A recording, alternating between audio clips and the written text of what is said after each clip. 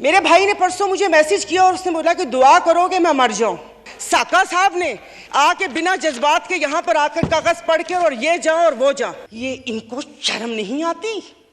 रात के अंधेरे में पेट्रोल का पंप गिराते हैं तो वो भी जरूर रात के अंधेरे में पेट्रोल का पंप गिराते हैं। अरे मीठे मशरूबात पर क्यों टैक्स लगा रहे हैं? कड़वे मशरूब को लीगल करके उसके ऊपर टैक्स लगाएं ताकि रेवेन्यू भी मिले पाकिस्तान को। ये मेरी बहन पीछे बैठी हो तो पीछे ही बैठी रहो, अगली दफा की टिकट नहीं मिलेगी अगर ज्यादा चुट-चुट की तो। इनके भूसा भरा हुआ दिमाग में, सब जाएं भाड़ में। लोग अवाम मर रही है, आप उसको देखिए।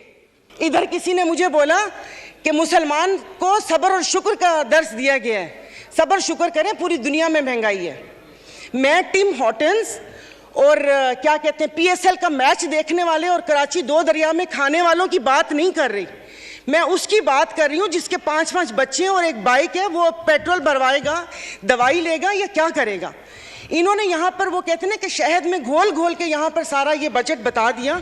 मैं वैसे लिखा हुआ पढ़ नहीं सकती इसलिए कि उसमें जज्बात नहीं होते, वो रीडिंग होती है। जैसे कल परसों ये वजीर खजाना साका साहब ने आके बिना जज्बात के यहाँ पर आकर कागज पढ़ के और ये जा और वो जा दूसरे के ऊपर, और पीछे यहाँ पर बैठे हुए सारे पीछे डेस्क पे जा रहे थे कि उसने वो कर दिया, क्योंकि इनकी तो दुकान चल रही है। मैं उस दिन नहीं थी, मैं उनको खराजे तहसीन पेश करती हूँ मुफ्ती अब्दुल शकूर को कि जिन्होंने एटलीस्ट इन 2 वजारतों के कपड़े उतार कर हम लोगों को दिखाए। ये ऐसे नहीं होगा। मुझे बताएं कि वो अवाम ही नहीं रहेंगी तो आप लोग हुकूमत किस पे करेंगे? और कल उन्होंने कहा कि हुकूमत जैसे ही संभलने वाली थी तो सैलाब आ गया। तो जनाब स्पीकर मुझे माफ़ कर दीजिए, जिस वक्त सैलाब आया तो उस वक्त तो हम अपनी जिंदा दिली का सबूत दे रहे थे। 75 करोड़ आवाम के खून पसीने और टैक्स की कमाई से हम यहाँ पर तकरीबात कर रहे थे। और मज़े की बात है, प्लीज़ मतलब मैं बहुत आराम से बात कर रही हूँ, कोई तंज नहीं करूँगी, कि अभी आइन की तकरीबात का आगाज़ हुआ है। क्या आइन के आर्टिकल 3 आई थिंक 27 या 35-36 आगे, क्या उस पर यह रियासत पूरा उतरती है? क्या हमारी की हिफाजत है? यहाँ पर हमें बुनियादी सहूलतें मुयस्सर हैं यहाँ पर? मतलब हम लोग इतने नाक के पक्के हैं कि उस पर वो करके आइन की बात कर रहे हैं। और ये हालात इस नहद तक ना पहुंचाएं कि हम अपनी बड़ों की कुर्बानियों को बेफजूल समझें, क्योंकि गोरे से तो लेके रहेंगे पाकिस्तान, ये नारे लगाकर हमने आज़ादी तो ले ली, अब मैं किससे आज़ादी मांगूं? क्या गोश्त खाने के लिए हमने आज़ादी मांगी थी कि खुला गोश्त यहाँ पर खाने को मिल जाए? उसके अलावा तो कुछ भी नहीं है। और मुझे माफ़ कर दीजिएगा कि उस कश्मीर वाले दिन में यहाँ पर ना वज़ीर आज़म थे, ना वज़ीर ख़ारजा थे, ना दिफा मिनिस्टर थे, और ये यहाँ पर कश्मीर का वो हो रहा था। और जो मोदी की कहानी सुना रहे थे, मुझे तो एक सेकंड के लिए, मैं तो उस वक्त आई थी, मैं समझी कि आप शायद यहाँ के हालात सुना रहे हैं। मुल्क को पता नहीं आप लोगों ने कहाँ से कहाँ पहुँचा दिया। टैक्सीज की बात करें, जैसे अभी मेरे भाई ने बोला कि रमज़ान आने वाला है, मशरूबात पर, अरे मीठे मशरूबात पर क्यों टैक्स लगा रहे हैं? कड़वे मशरूब को लीगल करके उसके ऊपर टैक्स लगाएं ताकि रेवेन्यू भी मिले पाकिस्तान को। मीठे मशरूबात एक गरीब रोज़ा रख के एक उसकी ख्वाहिश होती है रूह अफ़ज़ा पीने की या वो करके, और उन्होंने कहा बाकी चीज़ों पे टैक्स नहीं लगा। मुर्गी गोश्त महंगा नहीं हुआ, वो अल्हम्दुलिल्लाह हमारे पाकिस्तानी खुद ही महंगा कर लेंगे। जनाब स्पीकर, अभी वज़ीर आज़म साहब ने कहा था कि ये जो थर्ड कोल है ये गेम चेंजर होगा, उसके ऊपर तो टैक्स लगा दिया, वो क्या गेम चेंजर होगा? और नहीं, उसको हलाल कर दे, मीठा तो गरीब पीते हैं, आप लोगों को उसको लीगल करके उसके ऊपर टैक्स लगा देना चाहिए। तो जनाब स्पीकर, ये सब बैठ के इसके मसले को, मेरी बात सुनिए मोहतरमा, मैं एक तवज्जो आपकी दिलाना चाहता हूँ कि सेनेट की तरफ से फाइनेंस सप्लीमेंट्री बिल पर सिफारिशात मौसूल हो चुकी हैं, जिनकी कापियाँ आपको मुहैया कर दी गई हैं, लिहाजा आप उन पर भी बहस करना चाहें तो कर सकती हैं।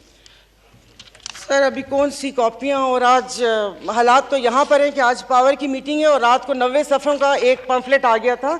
मैं 90 सफ़े रात को बैठ के पढ़ती और ये यहाँ पर आके करती।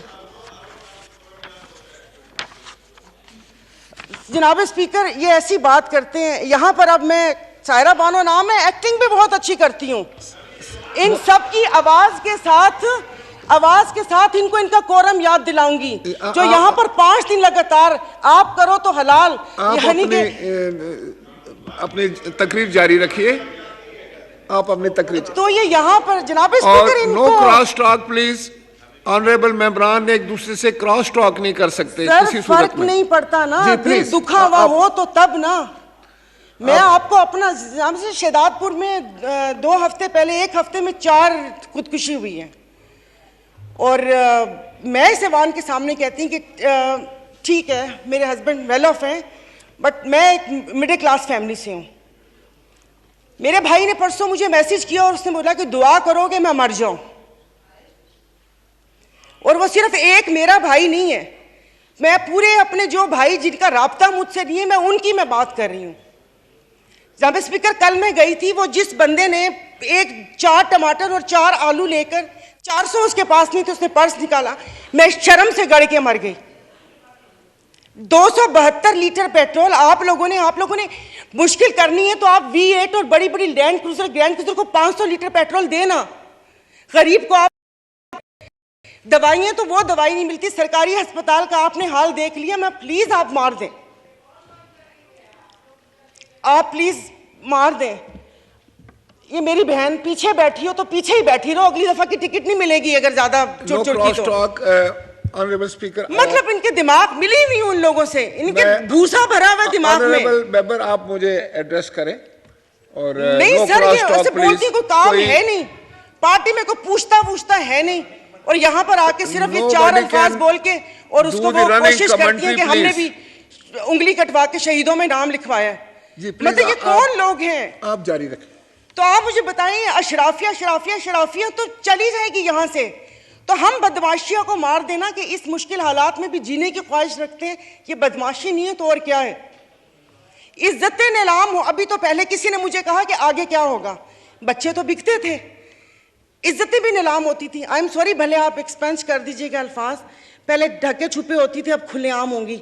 और मैं इज्जत नहीं बोलूंगी, जिस्म फरोशी बोलूंगी, क्योंकि अगर इज्जतें बिक रही होती तो सब खरीद लेते, फिर बिल लाने की जरूरत ना पड़ती कि इज्जत दो हमें। सब यहां पर बैठे हुए इज्जतें खरीद लेते अगर इज्जत बिक रही होती।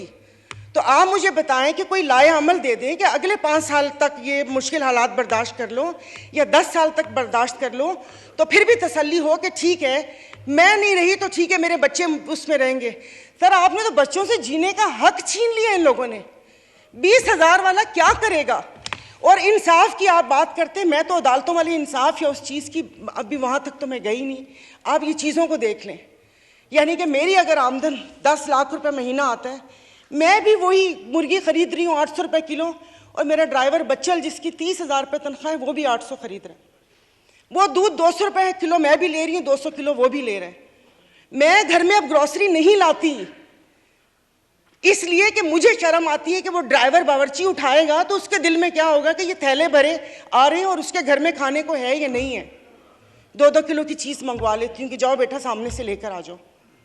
तो आप मुझे बताएं, मतलब थोड़ा सा जीने का हक दे दे, खुदा पाक को जाके जवाब देना। यहाँ पर आप आयतें पढ़ाते हैं, आयतें पर्दा कर चुकी हैं, आयतें पर्दा कर चुकी हैं। अभी ये कहते हैं वो तकरीर ना, ये इनको शर्म नहीं आती, रात के अंधेरे में पेट्रोल का पंप गिराते हैं, तो वो भी जरूर रात के अंधेरे में पेट्रोल का पंप गिराते हैं।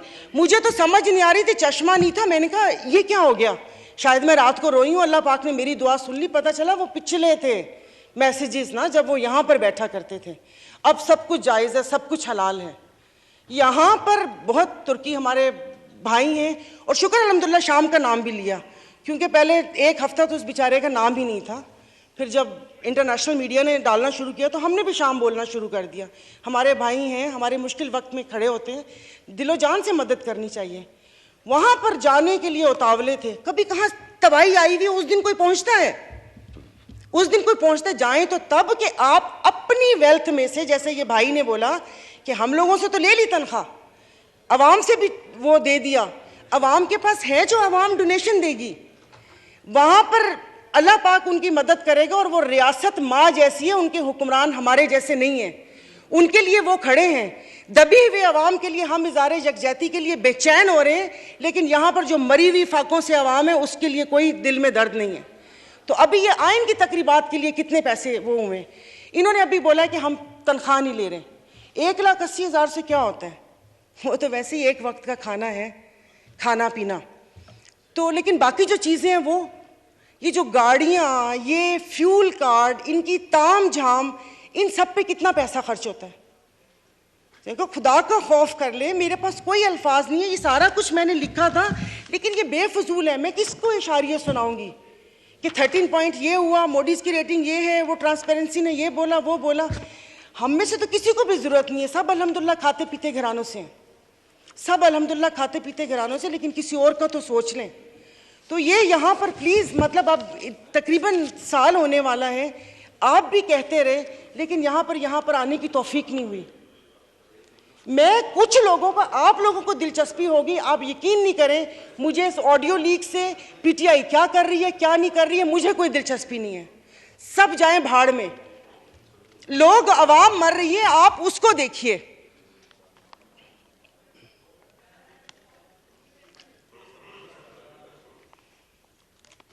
तो खुद ही कह लेते इनसे सिफारिश क्यों करवाई। मोहतरमा कंक्लूड कीजिए, वाइंड अप कर ले। तो मैं वाइंड अप ही कर रही हूँ। मेरे पास तो कोई, जाहिर है वो इतने ना इशारिये हैं, ना मैंने मुआशियात इतनी पढ़ी हुई है। कॉलेज नहीं था वो, ऐसे ही वो कॉलेज था, साइंस कॉलेज नहीं था, आर्ट्स कॉलेज था, समझ भी नहीं आती थी। मुआशियात एग्ज़ाम था, 30 नंबर थे, 3 ग्रेस मार्क मिले थे, 33 नंबर हैं मुआशियात के। और एक ही याद है कि इंसान मौशी जानवर है, लेकिन घर का किचन चलाती हूँ, घरेलू औरत हूँ, तो मुझे पता है कि ये सब, आई एम सॉरी, ये सब बकवास है, ये जो बता रहे हैं। इससे ये होगा, इससे वो होगा, इससे ये होगा, इससे वो होगा। जिस वक्त खाना बनाने या किचन में खड़े ना, उस वक्त आटे दाल का भाव पता चलता है। शुक्रिया, बहुत मेहरबानी।